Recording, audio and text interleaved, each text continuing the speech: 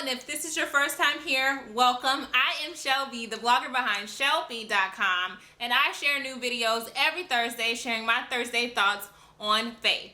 So today we are going to be talking a little bit about some Bible study tips that are working for me and my Bible study routine.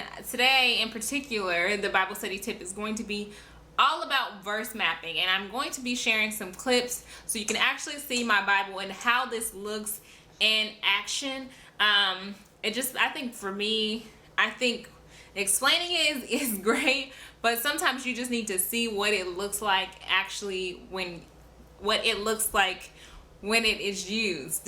And I've mentioned verse mapping in the past. It's something in particular that I'm a huge advocate for, and I share these tips in my faith journal also. So if you have the Own It, Embrace Your Faith journal, then you know about verse mapping already and you are already using it in your Bible study routine. There will be a link in the description box where you can find the blog post to today's video, and it'll detail even more about how to do verse mapping as a beginner. I will also be sure to link below where you can purchase your copy of Own It, Embrace Your Faith journal, which is what I use every day in my Bible study routine, or more like 5 days a week, because that's what I'm doing currently, is I'm Bible studying only 5 days a week, which is a conversation for another day. Anyway, so let's hop right into the video. If you're new to Bible studying, you very likely are unfamiliar with verse mapping. It's also called Bible mapping. It just depends on who's talking about it, but they're one and the same. Verse mapping is basically a Bible marking system that you can use to make notations while you're reading your Bible. And it's most helpful if you're consistent with it, like any Bible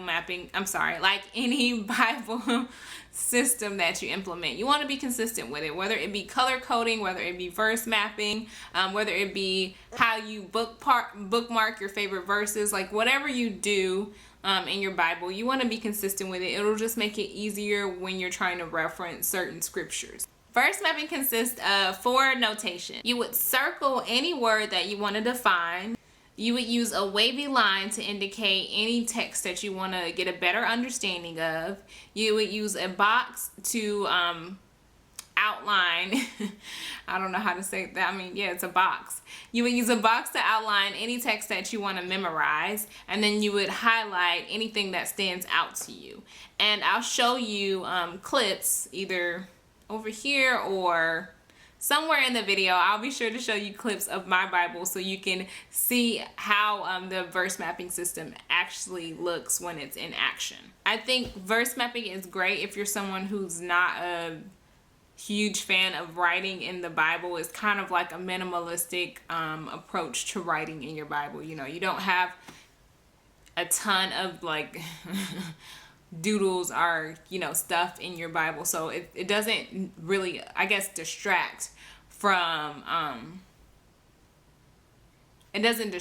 what you're reading, or it doesn't distract from your Bible and the text that is in it. It's very minimal, and if you do it correctly and consistently, it can be very helpful for your Bible study routine.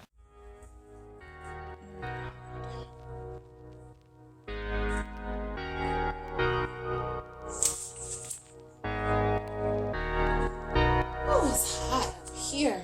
All the mommy boom booms. You ready to get in the tub, baby girl?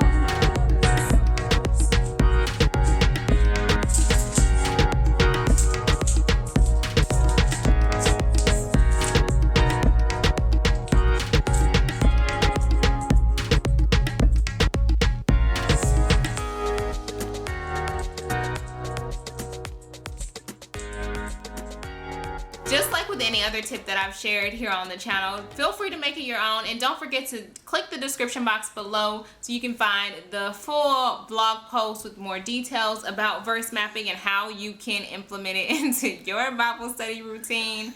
I hope today's video was helpful, and if it was, please be sure to subscribe, and don't forget to like today's video along with sharing it with your friends and family. As always, you guys, be blessed and stay safe. Until next time. Well, next time as in Thursday. I will see see you guys next Thursday. Bye.